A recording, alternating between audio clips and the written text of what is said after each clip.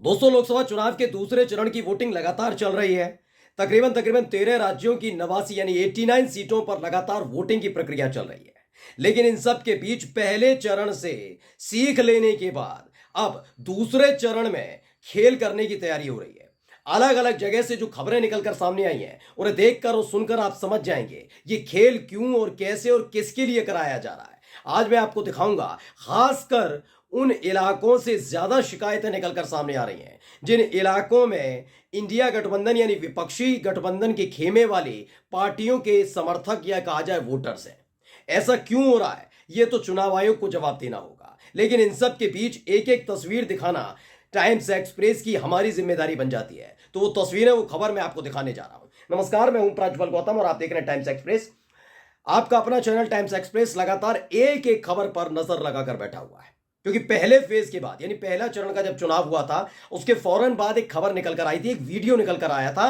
राजस्थान के मंत्री हैं गजेंद्र सिंह, उन्होंने अपने समर्थकों से बातचीत के दौरान कहा कि पहले चरण के चुनाव में कुछ खास नहीं हुआ। उनके अपनी ही पार्टी के जो खास और कोर वोटर्स हैं, उन्होंने वोट ही कास्ट नहीं किया। उन्होंने तो बकायदा बता दिया कि पहले चरण में राजस्थान की नागौर सीट उनके हाथ से यानी बीजेपी के हाथ से फिसल चुकी है। ये तमाम बातें मैंने आपको दिखाई थी, यानी पहले चरण में हो चुका था खेल। और शायद यही वजह है कि उसके फौरन बाद भारतीय जनता पार्टी की मीटिंग होती है और उसके बाद से भाषा शैली हमारे देश के प्रधानमंत्री यानी नरेंद्र मोदी जी की बदली हुई है। वो बड़ी बड़ी बातें हैं, कांग्रेस पर निशाना साधते थे, लेकिन वो हिंदू मुस्लिम करने पर उतरा है। लेकिन आज बात में ये नहीं बताने जा रहा कि मंगलसूत्र वाला बयान, संपत्ति पर मुसलमान या घुसपैठी हक कर लेंगे, कब्जा कर लेंगे, बांट दी जाएगी, ये वाला नहीं। आज मैं दिखा रहा हूं कि कैसे दूसरे चरण में खुद को अव्वल साबित करने के लिए खेल किया जा रहा है। अब देखिए, सचिन गुप्ता हैं, वे पत्रकार हैं, उन्होंने क्या लिखा। यूपी, ये है गाजियाबाद की जहांआरा, परिवार में 13 मेंबर हैं, 13। वोट सिर्फ 3 लोगों की आई है, यानी 13 में से 10 लोगों का वोट ही नहीं आया। यानी एक ही परिवार से 10 मेंबर्स के वोट काट दिए गए। जहां आरा कहती हैं, मेरे क्षेत्र में बहुत सारे परिवार ऐसे हैं जिनके वोट कटे हैं।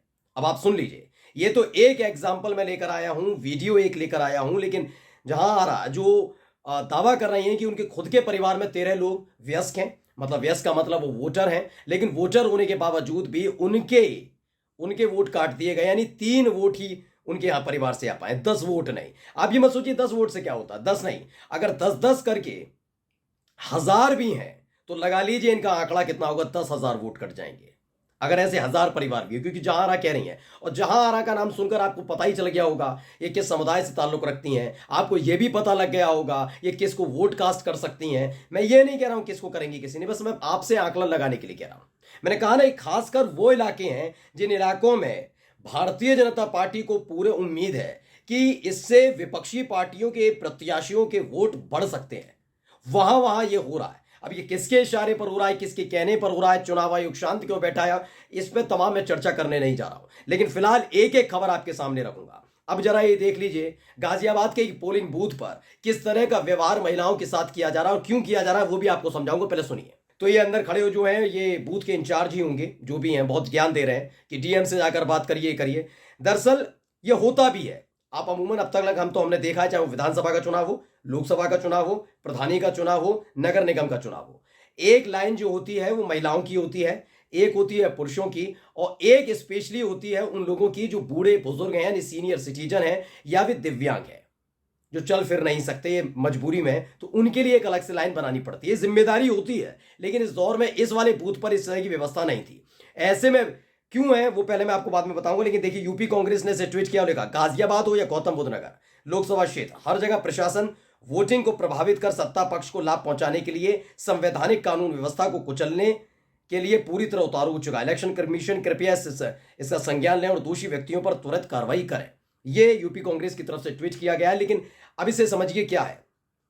दरअसल इससे पहले पहला वाला जो चरण हुआ था, आपको याद होगा, कई जगह से ऐसी तस्वीरें निकल कर आई जिसमें यह देखने को मिला कि जब मुस्लिम समुदाय के लोग वोट कास्ट करने पहुंचे थे, तो वहां पर जिनको सुरक्षा में लगे हुए हैं, जो सुरक्षा में लगे हैं, पोलिंग बूथ के नहीं, निर्वाचन अधिकारी नहीं जिस पर जिम्मेदारी, बल्कि बूथ की जिम्मेदारी जिन पर है, पुलिस वालों पर, वो आधार कार्ड देख रहे थे, वोटर आईडी कार्ड देख रहे थे। बुर्के वाली महिलाएं, उनका चेहरा देखा जा रहा था, पता किया जा रहा था। खबर यह भी निकल आई कि कई जगह तो वोट डालने तक नहीं दिए गए। मैं पूछना चाह रहा हूं कि ये वही जगह क्यों हो रहा है जहां जहां उम्मीद लगाई जा रही है कि विपक्षी पार्टी के प्रत्याशियों को वोट डाला जा सकता है, लेकिन उसके बावजूद भी देखिए पहले चरण के में किस तरह के हालात पैदा हुए हैं, बीजेपी अच्छे से समझ गई है। अब यहां पर क्या हो रहा है, ऐसा ही सीनियर सिटीजन आप मानकर चलिए, आप अपनी 70-80 साल की माँ या पिता को लेकर गए जो चल फिर नहीं सकते, ज्यादा देर खड़े नहीं हो सकते, उनसे कह दिया है लंबी लाइन लगी हुई, जाकर पीछे खड़े हो जाइए। खड़े हो गए, कितनी देर खड़े होंगे? आखिरकार आप क्या करेंगे, झुंझला जाएंगे और उनको लेकर चले जाएंगे। आप भी नहीं वोट डाल पाएंगे और ना ही आप अपने माता पिता को वोट डलवा पाएंगे। ये सारा का सारा खेल है, पूरा का पूरा खेल समझिए। ये खेल सिर्फ इतना भर नहीं है कि वोटिंग धीमी हो रही है, ईवीएम में गड़बड़ी का मसला है, ये नहीं, एक अलग स्तर की चीजें हैं, क्योंकि खेल सारा इतिहास रचने का है। इतिहास रचना बहुत ज्यादा जरूरी है, उसके लिए कुछ भी किया जा रहा है। सूरत में क्या किया सबको पता है, गांधीनगर वाली वीडियो आपको पता होगी जिसमें उसने दावा कर दिया कि अमित शाह के कुछ करीबी हैं जो कह रहे हैं कि नामांकन वापस ले लीजिए, बैठ जाइए। तो मतलब अलग अलग जगह किस तरीके से ये खेल हो रहा है, आप समझने की कोशिश कीजिए। ईवीएम का खराब होना ये चुनाव आयोग की बहुत बड़ी नाकामी होती है, कई जगह होती है, हर बार होती है, लेकिन तुरंत उसे बदलना चाहिए। लेकिन जब खास तौर पर इलाके मालूम होते हैं कि इन इलाकों में इस पार्टी के वोटर्स ज्यादा और वहीं पर ईवीएम खराब होने लग जाए, धीमी रफ्तार से वोटिंग होने लग जाए, ऐसे करके बूढ़े बुजुर्गों के लिए कोई व्यवस्था अलग से ना की जाए, मुस्लिम लोग जो महिला हो या पुरुष हो उनके आधार कार्ड उनका चेहरा देखा जाए, तो ये बताता है कि खेल करने की कोशिश की जा रही है। अब इसी बीच एक खबर दिखाने जा रहा हूं, महत्वपूर्ण खबर है। ये खबर है भाई, हिंदुस्तान ने खबर छापी है और खबर क्या है पढ़िए। अमरोहा की एक महिला, अमरोहा में वोटिंग है, तो अमरोहा की एक महिला वोट डालने गई। जब वो वोट डालने पहुंची और पता लगा वहां जाकर, तो ना निशान था ना कुछ था, और ना वो पहली बार पहुंची और उनका पता लगा उनका तो वोट किसी ने डाल दिया। हिंदुस्तान की खबर पढ़िए, अमरोहा लोकसभा में वोट डालने पहुंची महिला का पहले ही पड़ गया वोट। कौन है ये महिला, मैं पहले पढ़कर बता देता हूं। अमरोहा जनपद की रहने वाली महिला उमती ने बताया कि सुबह पति के साथ मतदान करने के लिए मतदान केंद्र पहुंची। यहां पर मौजूद बीएलओ द्वारा बताया गया कि उनका वोट उनके घर पर बैलेट पेपर से पड़ गया है। कैसे बैलेट पेपर से कैसे पड़ जाएगा, जबकि महिला के पति ने अपने मताधिकार का इस्तेमाल किया।